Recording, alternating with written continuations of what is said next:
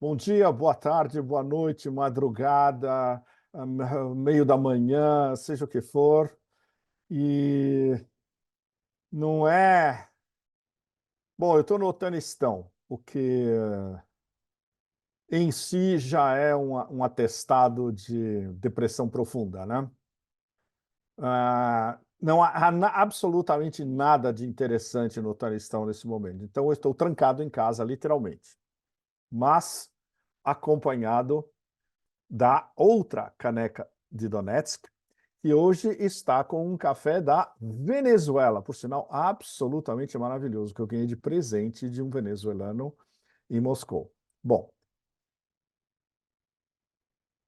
eu gostaria muito de poder ah, falar algo minimamente auspicioso para direto do Afeganistão, mas é absolutamente impossível, porque o horror ambiental nos atravessa a nossa frente e despenca na nossa cabeça com uma velocidade literalmente hipersônica. Então tem uma conexão importantíssima que eu quero fazer para depois entrar no X da questão. Esse vai ser um Pepe Café muito sério, porque eu vou tentar dar, depois dessa primeira introdução, um resumo máximo de o que realmente está acontecendo em geopolítica e em geoeconomia, envolvendo o planeta inteiro e, obviamente, é coordenado pelo 0,001%. Então, prepare-se, porque a barra vai pesar hoje. Bom, a gente já vai começar com uma barra extremamente pesada, que é um genocídio dentro de um genocídio que aconteceu no Hospital Al-Shifa, em Gaza, que é o hospital responsável por 30% dos serviços de saúde para Gaza inteiro, um hospital importantíssimo, que foi absolutamente destruído durante 2 semanas pelos covardes especialistas em matar anciãos e crianças, incinerado, ah, cirurgiões, enfermeiros, pessoal do corpo médico e vários pacientes foram esfacelados, esmagados por tanques. As fotos e os vídeos estão em todos os canais sérios da net, não só no mundo islâmico, mas também Rússia, China, Irã. E, e isso foi evidentemente vendido pelos psicopatas bíblicos genocidas como uma vitória, ou seja, o genocídio dentro do genocídio, uh, como extermínio de soldados do Hamas, nada disso documentado. Isso é o que eles dizem, e tudo que eles dizem é mentira. E, obviamente, nenhum pio da comunidade internacional, entre aspas. Em paralelo, nesta segunda-feira,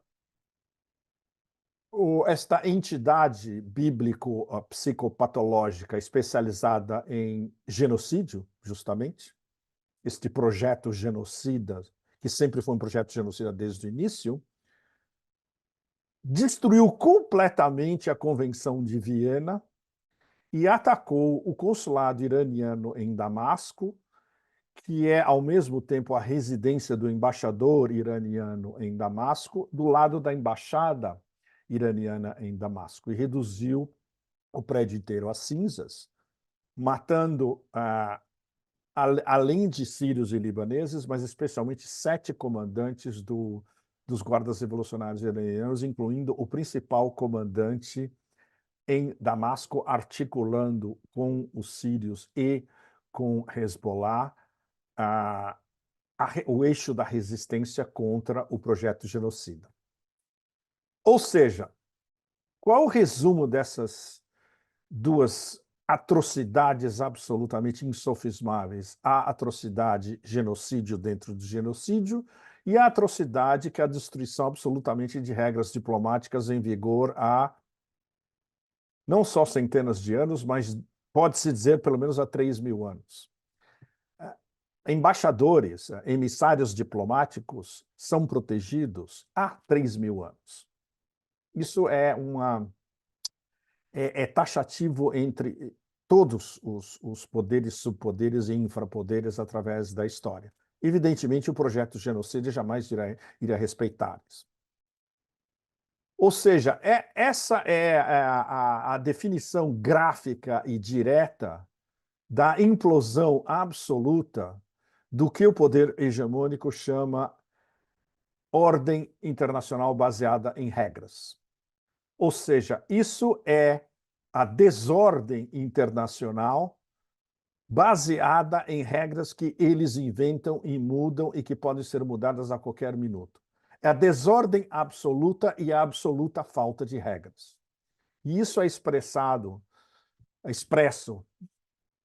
em paralelo e juntos, um com o outro, de um genocídio dentro do genocídio em Al-Shifa, em Gaza, e um bombardeio de um consulado, de uma missão diplomática em Damasco, um país terceiro.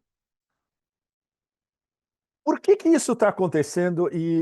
Evidentemente, qualquer cidadão de qualquer latitude, com um mínimo de senso crítico e um mínimo de senso comum, se pergunta, mas como é possível que isso aconteça hoje? Justamente porque o sistema que abarca tudo e que coordena tudo e a maneira como nós vivemos hoje no século XXI, o sistema permite isso. Esse sistema de desordem absoluta, sem regras e que as regras podem ser mudadas e quem faz as regras é o poder hegemônico e o seu, digamos, porta-aviões especial no oeste da Ásia e vice-versa. Nunca se sabe como o cachorro morde o rabo e se o rabo está levando o cachorro para frente.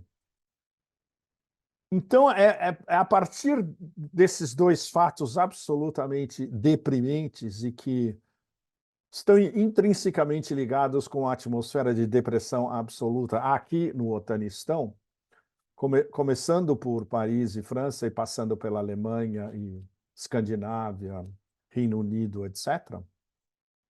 Eu vou dar para vocês a versão curta do que está acontecendo e por que está acontecendo. Eu tomei algumas notas que eu quero usar para uma coluna mais tarde, e isso está intrinsecamente ligado ao X da questão que eu trato nos meus 2 últimos livros.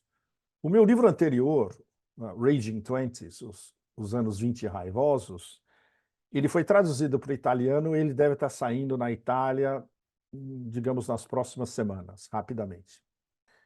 E o meu novo livro, que se chama Eurásia contra Neitostan, Eurásia contra o Otanistão, deve sair nos Estados Unidos nos próximos dias.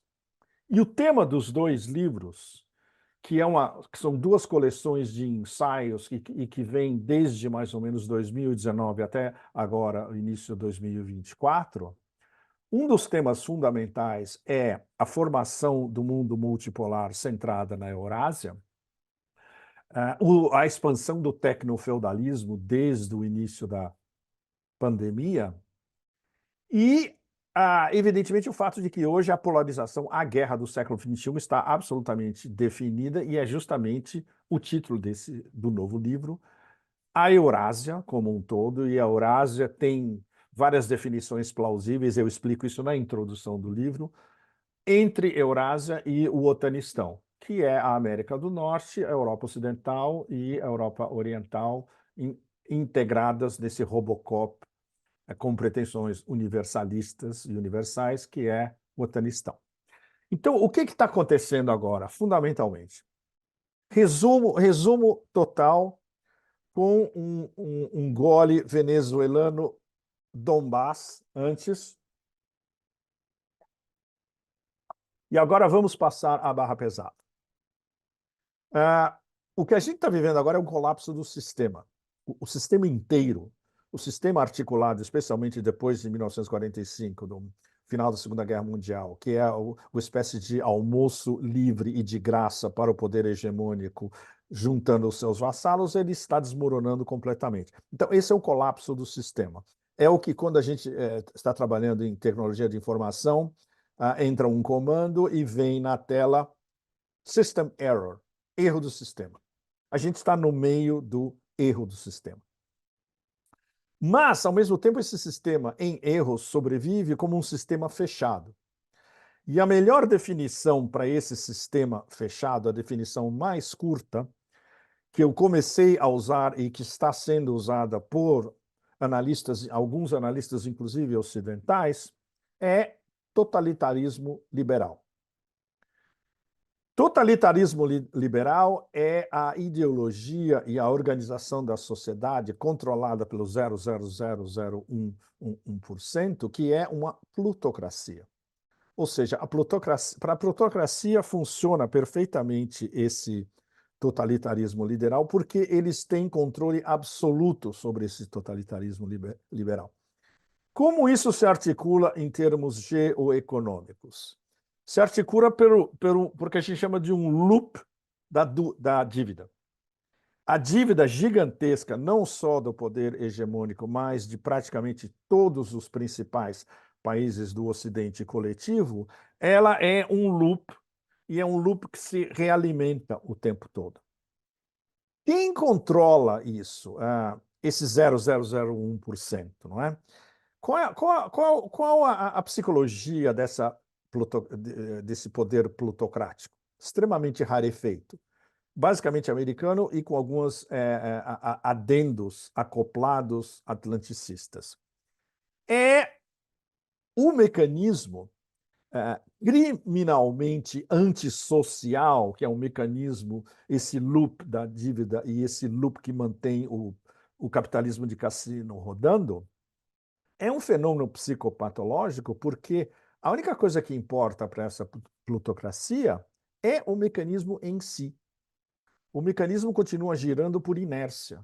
É o mesmo mecanismo que vem desde 1945 e depois foi aperfeiçoado, e especialmente um mecanismo que foi impulsionado com o triunfo, entre aspas, do neoliberalismo há pouco mais de 3 décadas, com o colapso do concorrente, que era a União Soviética, e a partir dos anos 90, o triunfo absoluto do neoliberalismo, que, digamos, foi o turbo que faltava para esse mecanismo adotar um perfil transnacional e praticamente global.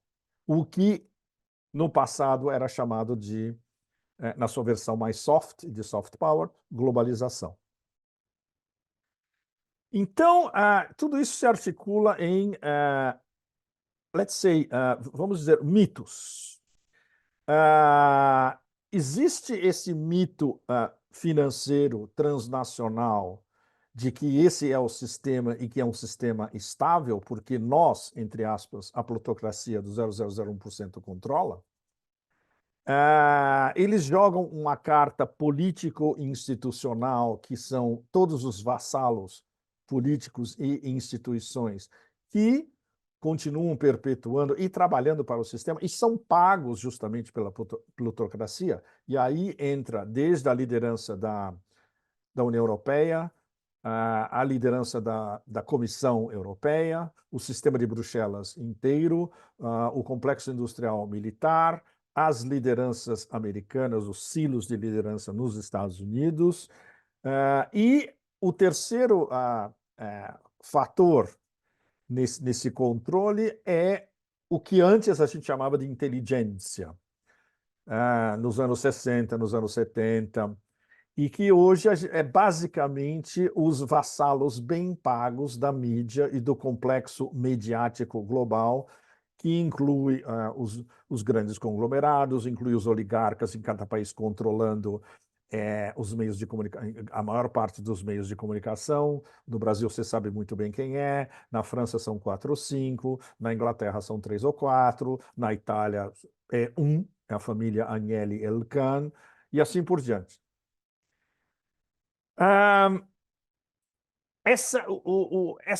Esse processo a gente também pode definir como uma hipermediação da realidade. A realidade que a gente vive, todos nós vivemos, ela é mediatizada ao extremo, incluindo redes sociais, evidentemente, e hipermediatizada. Isso Esse é o hiperrealismo onde todos são obrigados a viver, condicionados por essa plutocracia que controla o sistema, os bastões são passados, nessa corrida olímpica, os bastões são passados por, especialmente, os nós mediáticos e o complexo mediático ligado a essa plutocracia. Ou seja, o mecanismo em si, por inércia, continua rodando, seja o que aconteça. Então, a gente passou, o que a gente passou desde o começo dessa década, dos anos raivosos, que começaram, como muitos de vocês devem lembrar muito bem, com um assassinato. A década de 20 do século XXI começou no dia 3 de janeiro de 2020 com o assassinato do general Soleimani em Bagdá. Então, a década já começou com um assassinato, ou seja, o sistema já começou literalmente matando, né? E aí, depois dessa, digamos, dessa apoteose de engenharia social, girando em torno da pandemia e incluindo a noção de lockdown humanitário, e aí, entre aspas mesmo, os lockdowns foram vendidos para as populações do mundo inteiro como uma ação humanitária para proteger todos nós de uma peste muito pior do que as pestes da antiguidade. Hoje todo mundo sabe que não era nada disso. Houve a introcação direta desse mecanismo de engenharia social com as guerras eternas, que é o que a gente está vivendo agora. E agora a gente está vivendo duas instâncias absolutamente aterradoras das guerras eternas, que é o genocídio em Gaza, que continua e com declinações e com genocídios embutidos dentro do grande genocídio, que é o caso da destruição e da matança indiscriminada no hospital de Al-Shifa. E a gente pode definir uma espécie de neomacartismo encharcado de russofobia, que continua mesmo com a plutocracia percebendo que o projeto Ucrânia está sendo enterrado e cada vez mais rápido no solo negro de Novorossia e não tem plano B. A derrota é inevitável e a humilhação cósmica do Ocidente coletivo inteiro é inevitável. O problema é que tudo isso continua se desenvolvendo dentro de um espectro que a gente pode definir como, e aí eu dou para vocês a definição definitiva, talvez, dessa conjuntura histórica que a gente está vivendo, que é normalidade totalitária. Nós todos estamos vivendo dentro de uma normalidade totalitária. E escapar é muito, muito, muito difícil. A sensação de impotência em diversas latitudes, expressa e não expressa, ou discutida no jantar familiar à noite ou nos cafés, etc., é devastadora. Inclusive aqui, com quem eu conversei desde que eu voltei ao Otanistão, diretamente e mais indiretamente do que diretamente, porque eu vivo como um recluso aqui, como um eremita, me dizem do estado de ânimo na França que é quase, digamos, um desespero silencioso. Mas isso absolutamente indiscriminado, pelo país inteiro, nas províncias, em boa parte de Paris, e só escapa justamente os representantes do 0,001% que vivem aqui e que aproveitam o melhor de Paris, que é absolutamente vedado para a maioria absoluta da população francesa. Bom, ou seja, o problema é que quem está se aproveitando desse estado de exceção institucionalizado, para lembrar o Giorgio Agamben, que vem teorizando o estado da exceção praticamente há décadas na Itália, um dos grandes intelectuais italianos e europeus que há, velha guarda que ainda sobrevivem, existe digamos, uma espécie de excitação tecno-militar do complexo industrial militar, inclusive atlanticista, porque a ligação direta com o setor financeiro hiperinflacionado é direto. A ligação é literalmente direta. Isso é algo que necessita um aprofundamento em detalhes mais tarde. Eu estou dando as linhas gerais para vocês, que é a ligação direta entre, digamos, uma produção de armas que no Ocidente, no momento, eles estão querendo impulsionar de qualquer maneira como uma, digamos, entre aspas, revitalização da economia, e o fato de que isso pode ser uma maneira de manter esse sistema hiperinflacionário desabando, pelo menos na superfície, andando. Ou seja, a guerra como um bom business. E isso é ligação direta com essa imbricação é a excitação em torno de inteligência artificial. Daí o fato da valorização quase perene, mas muitas vão cair pela rabeira, já estão caindo pela rabeira, do que a gente chama das 7 magníficas. Quem são as 7 magníficas? Alphabet, Amazon, Apple, Meta, Microsoft, Nvidia e Tesla. A gente pode dizer que entre essas 5, as 2 que por enquanto estão mais ou menos bem protegidas, enquanto as outras têm várias possibilidades de desabar pesado, Nvidia e Tesla. Problema sério. E reafirmando pela voz de uma representante clássica do 0,001%, isso é uma frase dela, eu estou citando literalmente, a tóxica Medusa von der Leyen, líder da Comissão Europeia. Ela disse literalmente: é preciso produzir tantas armas como nós produzimos vacinas. Vou repetir para vocês. É a ligação direta entre o complexo industrial militar e Big Pharma. Em uma frase, 4 palavras. Produzir armas como vacinas, dita pela principal executiva da Comissão Europeia, que é um agente, basicamente, dos interesses mais nocivos, nefastos e tóxicos de quem manda no poder hegemônico. Então, isso é o X da questão. Quando você vê von der Leyen, von der Leyen dizendo literalmente: nós vamos revitalizar a produção de armas dentro da Europa e acompanhar os americanos e vamos produzir tantas armas quanto nós produzimos vacinas, que, por sinal, as vacinas que a União Europeia comprou da Pfizer e que agora a von der Leyen, ela mesma, está sendo investigada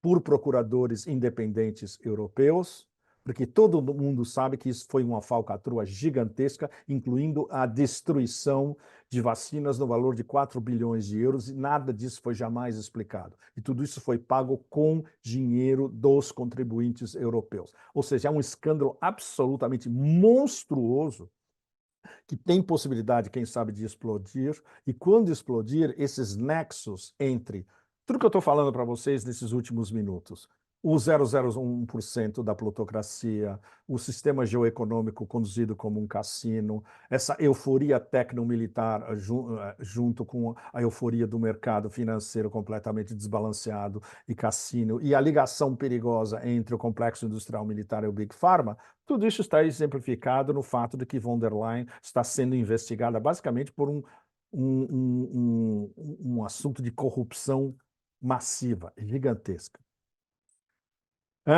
Bom, no meio de tudo isso, vocês podem perguntar, mas afinal, qual é a agenda do poder hegemônico? É algo que qualquer cidadão em qualquer latitude basicamente pergunta, mas e aí, e o império? Qual é o império quer o quê?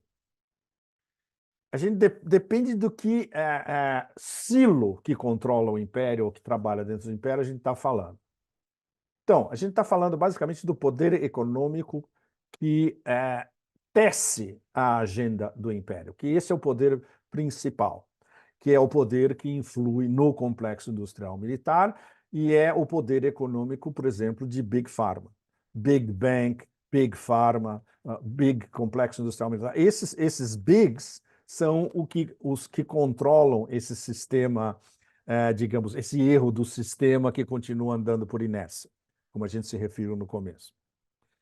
Na cabeça deles, na cabeça dessa plutocracia, manter a hegemonia militar é intimamente ligado com manter a hegemonia financeira, ou seja, proteger o dólar, e fundamentalmente proteger essa massa gigantesca de débito americano em dólar e europeu em euro, mas ligado ao dólar também, proteger o dólar dos efeitos potencialmente hiperdestabilizadores na hora que esse edifício começar a ruir. E aí a gente vê a ligação direta entre o militarismo do império e dos seus vassalos, tanto direto, no caso da Ucrânia ou no caso de Gaza, quanto retórico, no caso dos europeus e a sua russofobia absolutamente demente. Ou seja, isso digamos, é a versão mais sofisticada de von der Leyen dizendo produzir tantas armas quanto vacinas. Então vocês veem que está tudo diretamente interligado entre o 0,001% da plutocracia e como eles controlam o sistema em erro.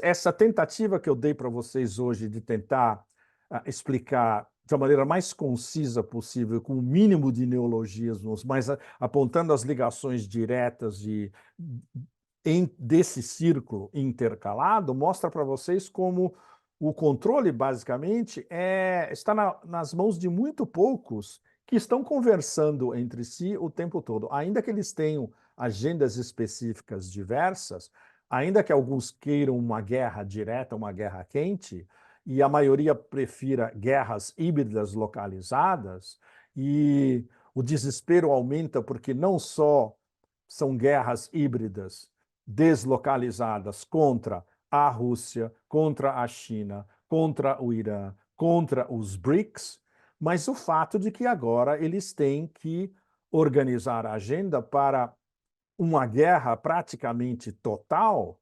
anti-mundo multipolar. E o mundo multipolar aglutina todos esses, aglutina esses três principais atores, Rússia, China e Irã, aglutina os BRICS 10, que na cúpula de Kazan, em outubro desse ano, vão passar a BRICS 14, 15, 16, 17, a guerra contra os 30 e poucos países que querem entrar nos BRICS, a guerra contra os eixos de resistência, e aí tem o eixo de resistência do oeste da Ásia, que a gente já conversou bastante, Irã, Hezbollah, Iêmen, as milícias no Iraque, etc. O eixo da resistência em terras eslavas que se cristaliza nos batalhões cristãos ortodoxos no Donbass, e o eixo da resistência na África, que esse talvez seja o mais que tem um potencial mais extraordinário daqui para frente, porque a gente vê não só um eixo da resistência prático se formando, como uma imbricação a curto, médio prazo desse eixo da resistência com os BRICS na África.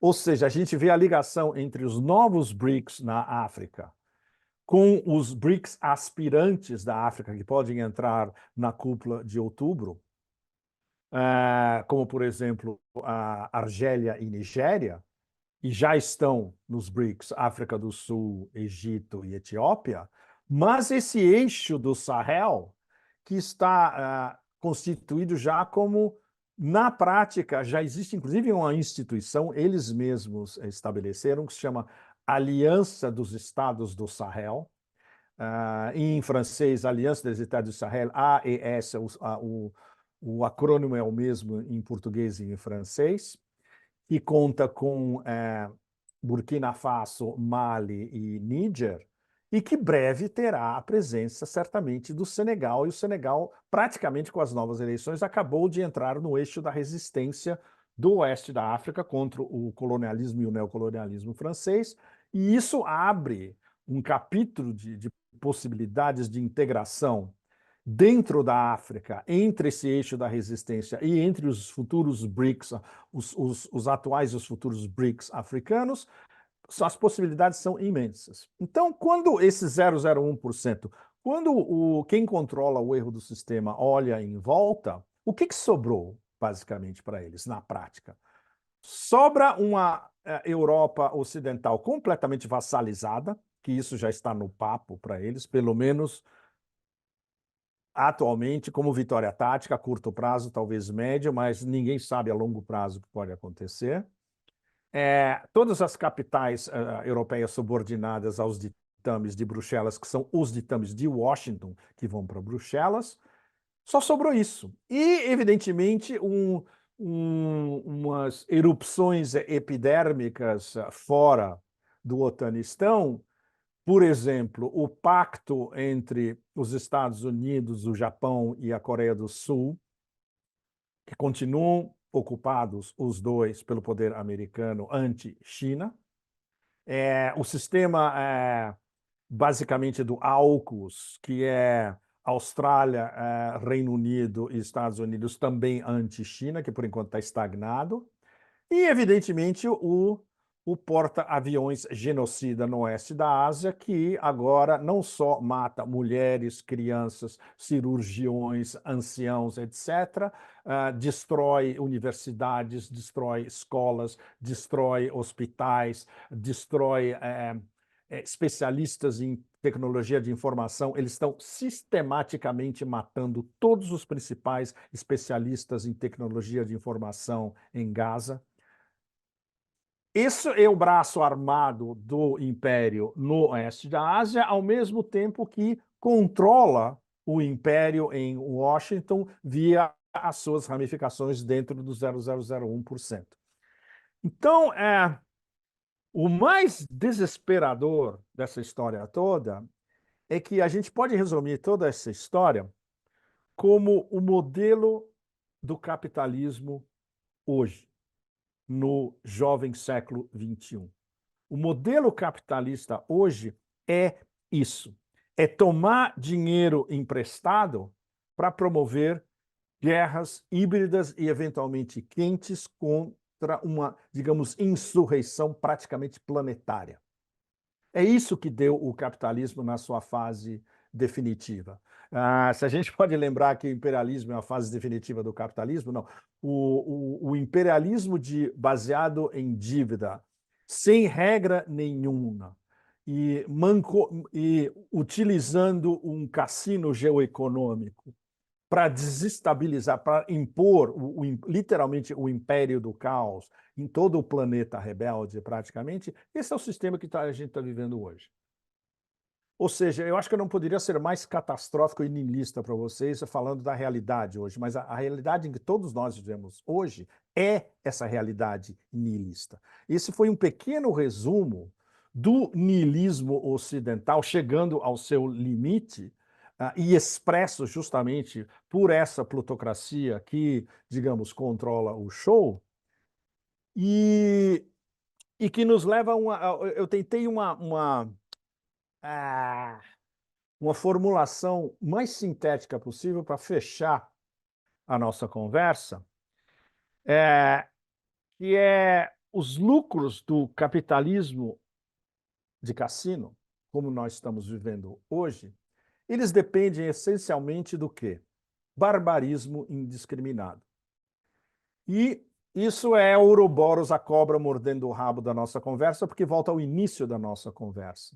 O início da nossa conversa foi sobre duas instâncias absolutamente horrendas. Uma destruição de hospital com todo mundo que estava dentro, inclusive médicos, cirurgiões, etc., e o bombardeio de uma sessão consular com a residência de um embaixador, que é um absurdo total anticonvenção de Viena. Ou seja, não existe mais, é o caos absoluto instaurado por quem manda, não tem regra nenhuma nesse mundo nessa organização internacional baseada em regras que eles vivem apregoando o tempo todo, eles destroem as regras e os seus vassalos e as cobras e os cachorros mordendo o seu próprio rabo, como é o caso dessa entidade no oeste da Ásia, eles fazem as regras porque eles sabem que eles podem escapar, porque não vai ter contrapartida. Qual seria uma contrapartida? Jogar uma bomba nesses caras. Não vai acontecer.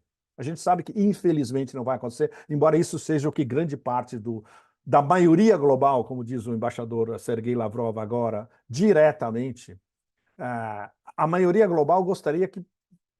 Por que eles não desaparecem do planeta?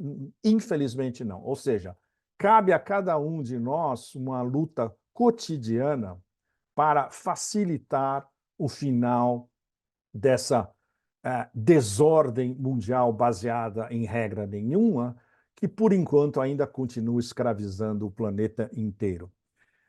E para fechar, para fechar uma formulação muito simples que todos vocês que assistiram o Grande Chefão, o Poderoso Chefão 1, 2, 3 e que assistem